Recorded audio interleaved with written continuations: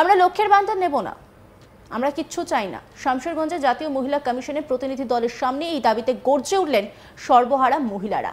সে ভিডিওটা আপনাদেরকে শুরুতে দেখাই।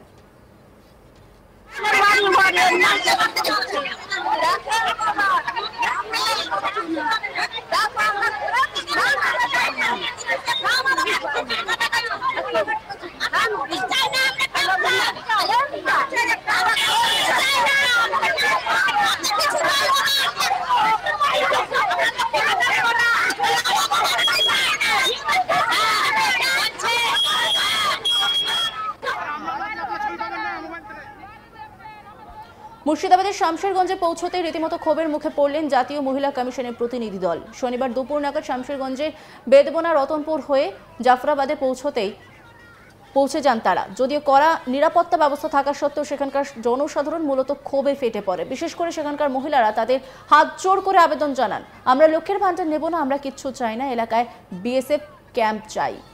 একবার সেই ভিডিওটা আপনাদেরকে দেখাই।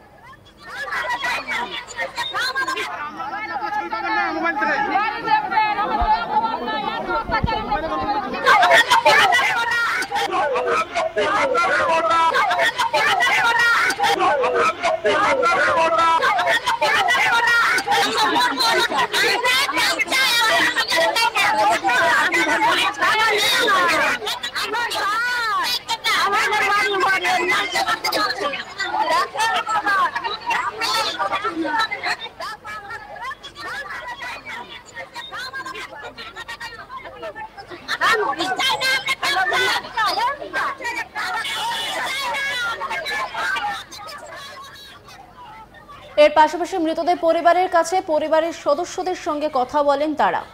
পাশাপাশি সম্পূর্ণ বিষয় নথিভুক্ত করা হয়। শনিবার মূলত বেদবনা গ্রাম সহ সম্পূর্ণ এলাকা পরিদর্শন করেন জাতীয় মহিলা কমিশনের 9 সদস্যের প্রতিনিধি দল। সব মিলিয়ে এদিন গ্রামবাসীর তরফ থেকে তাদের একটাই অনুরোধ জানানো হয়, এলাকায় অতি সত্বর একটি স্থায়ী বিএসএফ ক্যাম্প করা হোক। বিএসএফ চলে গেলে আমরা আর এখানে থাকতে পারবো না। এই বিষয়ে তারা আজ তাক বাংলার মুখোমুখি হয়ে কি বলছেন শোনাব আপনাদের।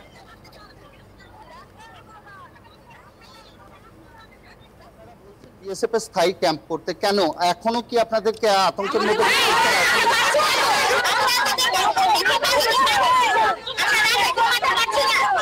দেখো, একটা আতঙ্ক এদের মধ্যে কাজ করছে। এখনো পর্যন্ত তারা চাইছে যে স্থায়ী বিএসএফ ক্যাম্প হোক। তাদের সর্বস্ব খুঁয়ে গিয়েও এখনো গ্রামে থাকার জন্যই তারা এই দাবি রাখছে কেন্দ্রীয় সরকার এবং প্রশাসনের কাছে।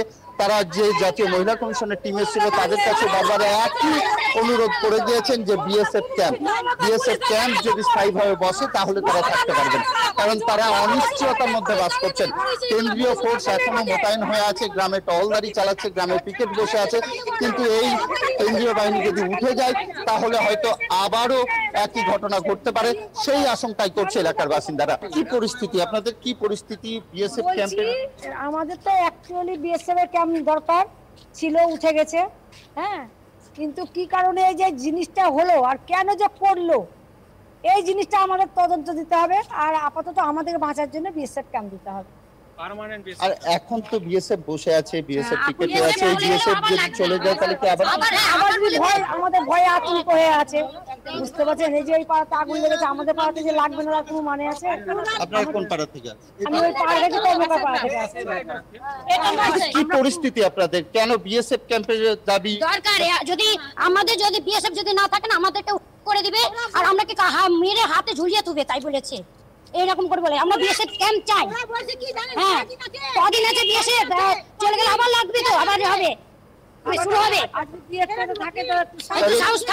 একটা ভয় আপনাদের কাজ করছে যে আপনারা চাইছেন যে বিএসএফ ক্যাম্পটা স্থায়ীভাবে হবে। আমরা বিএসএফ ক্যাম্প কি চাইছেন? আমরা বিএসএফ আমি চাই চাচ্ছি, মানে আমরা থাকতে পাচ্ছি না, তো আমাদের উপরে অত্যাচার করছে। তো আমাদের বলছে কোথায় ছিলেন? গ্রামে ছিলাম। তো সেই দিনের কি পরিস্থিতি ছিল? এরকম ছিল না, এখন বেশি করছে, এখন অত্যাচার বেশি করছে। আমাদেরকে বলছে বিএসএফ আছে, কয়দিন আছে, কয়দিন যাক আবার হবে, আবার শুরু করবো, এটা বলছে, এরকম করে বলছে। দেখো, তাদের কথা একটাই যে ক্যাম্প উঠে গেলে আবারও এই ধরনের ঘটনা ঘটে যাবে, এই কথাটাই তারা জানাচ্ছেন। অন্যদিকে এলাকা পরিদর্শন সেরে তারা সাংবাদিকদের জানান, আমরা এখন তাদের সঙ্গে কথা বলছি, এখন এই বিষয়ে কিছু বলবো না। জাতীয় মহিলা কমিশনের প্রতিনিধি তিনি কি বলছেন শোনাবো আপনাদের। मैं आप सभी को आग्रह करता हूं कि मैं अभी इन सब लोगों के साथ बात कर रही हूं, उनको मिल रही घटनाएं सामने आ रही है।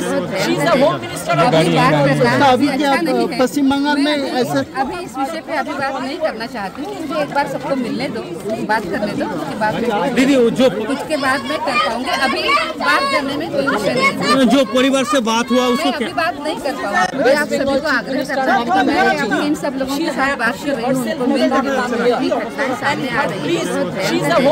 अभी बात करना अभी क्या अच्छा नहीं है। पश्चिम बंगाल में ऐसे अभी इस विषय पे अभी बात नहीं करना चाहती हूँ। मुझे एक बार सबको मिलने दो, बात करने दो, उसके बाद दीदी जो उसके बाद मैं कर पाऊंगी। अभी बात करने में कोई विषय नहीं है। जो परिवार से बात हुआ उसको मैं अभी बात नहीं कर पाऊंगी।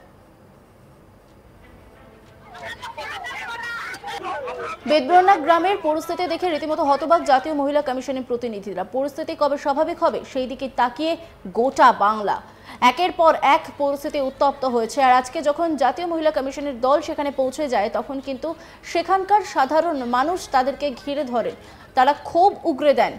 সর্বহারা মহিলারা রীতিমতো গর্জে ওঠেন, তারা বলছেন আমরা লক্ষ্যের ভান্ডার নেব না, আমরা কিচ্ছু চাই না। কি বলেছেন দেখাবো সেই ভিডিও।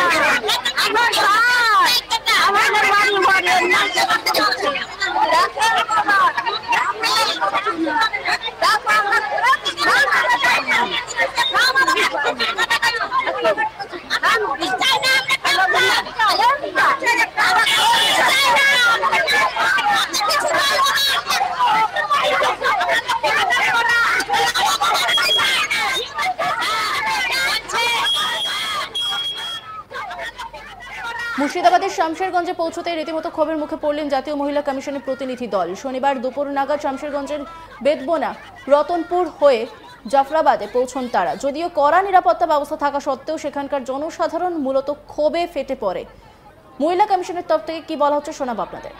मैं आप सभी को आग्रह करता हूँ कि मैं अभी इन सब लोगों के साथ बात कर रही हूँ, उनको मिल रही घटनाएं सामने आ रही है।